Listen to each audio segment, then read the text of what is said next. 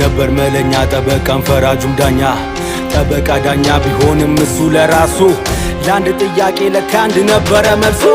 የህይወት መንገድ ፍለጋ በቀል በምን ቢያሰጋ ውለህ ቢያጣ ሳይነጋ ሰናይ ለልጅ ተወጋ ሚዛን በምን ይለካ ትናንሽ በመጀመሪያ ያንቺ ነው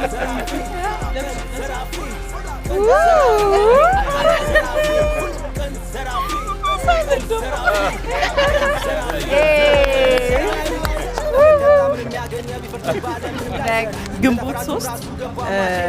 ቀን ዘራፊ ይመረቃል። ሁላችሁም እንዳትቀሩ ተጋብዛችሁ ቀን ዘራፊ ይለያል።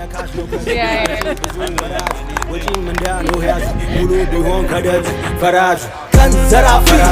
ቀን ዘራፊ ቀን ዘራፊ ነው ቀን ዘራፊ ቀን ዘራፊ ቀን ዘራፊ ቀን ዘራፊ